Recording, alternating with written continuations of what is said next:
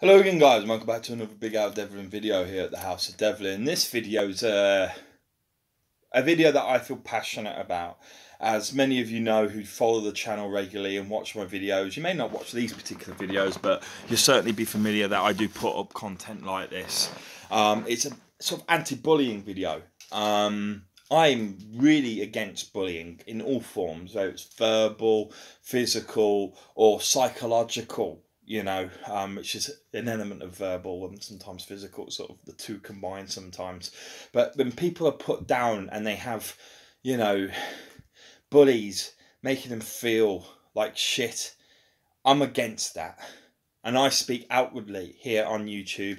And if I see bullying in the street or someone tries to bully me, believe it or not, it still happens. There are people that still feel that they can try to intimidate you or exert their will over you and all that. I kick up over it. I'm one of those that, feels that, sometimes you've got to deal with the bullies. I don't believe in sort of, well, just taking it and whatever, and being the stronger person by taking it and not letting it bother you. Sticks and stones may break my bones, whereas they will never hurt me. Fuck that. That's what I think. Fuck that. I'm capable of dealing with bullies. Whether they're bullying me or not doesn't matter. As I say, I don't really get many people bullying me these days because, I'm a lot bigger than I used to be. 18 stone, 11% body fat, covered in muscle, covered in tattoos. And I can really give it verbally back just as much as I can physically as well. And, as a result, I just don't tend to get bullied as much these days, but it does happen. I had a guy, as I say, who weighed 30 stone, 6'6", come over and try and intimidate me and my mother, who's in her 60s, and obviously had a verbal bashing with him. It didn't go anywhere beyond that, luckily, but, could have quite easily, But today's video is really not talking about bullies and how much a bunch of fucking twats I think they are, because they are.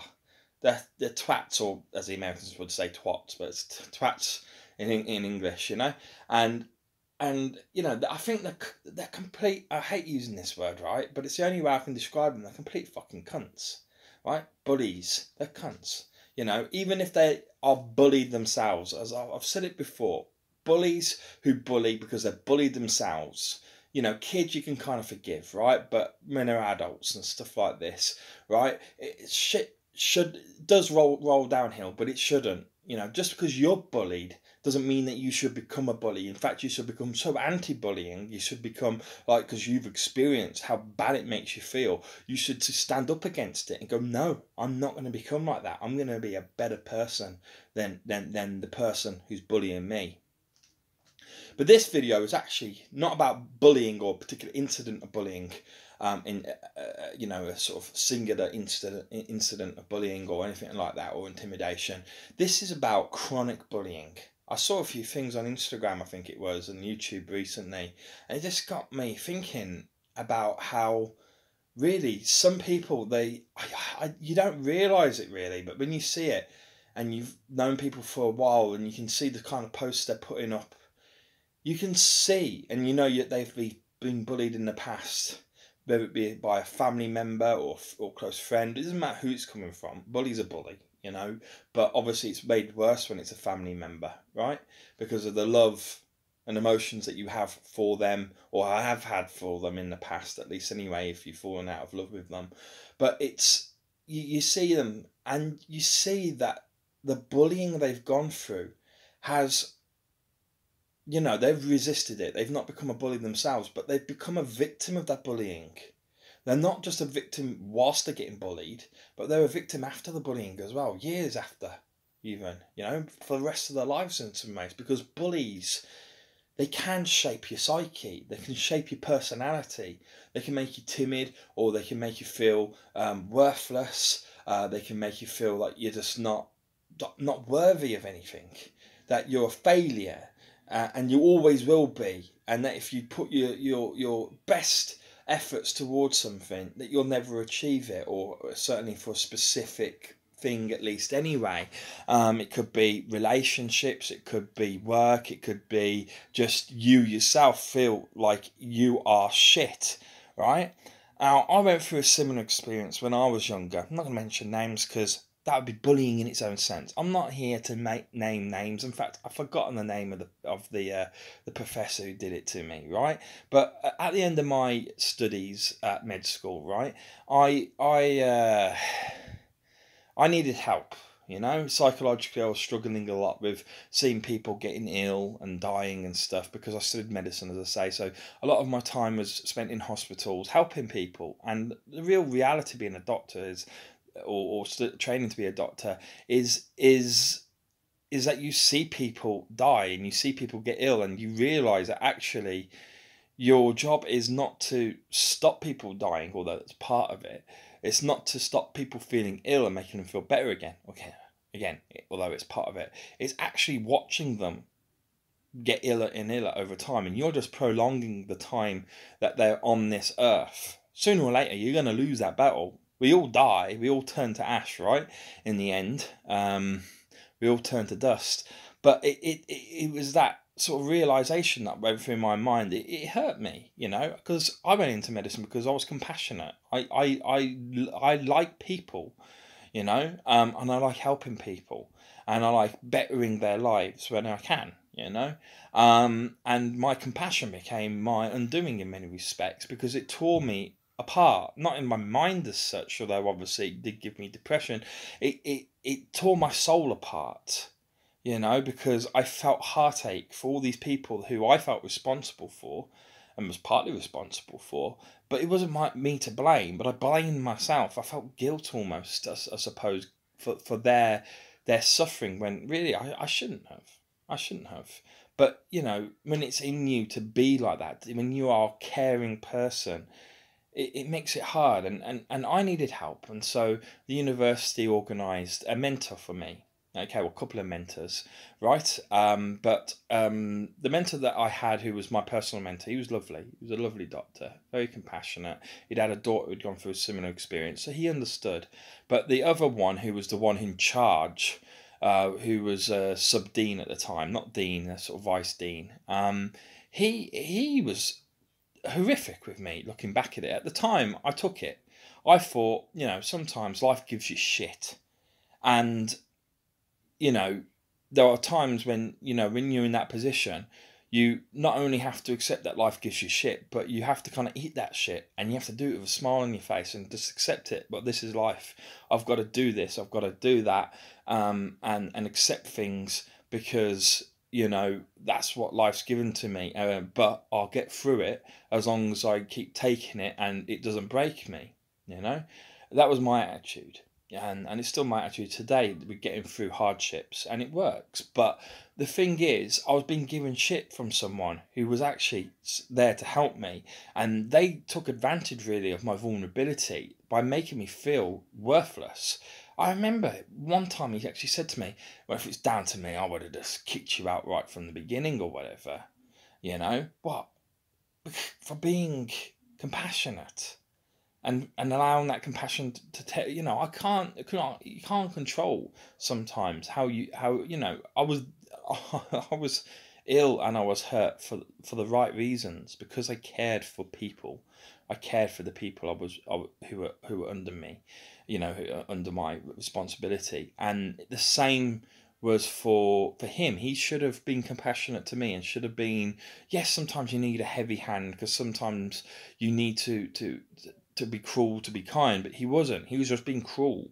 He was nasty, and he told me basically, oh well, doors are going to close for you now, and so on and so forth. He made me feel, one, worthless. He made me feel like, one, a second, it was my fault. It wasn't my fault. Depression's not anyone's fault. Okay, genuine clinical depression is no one's fault.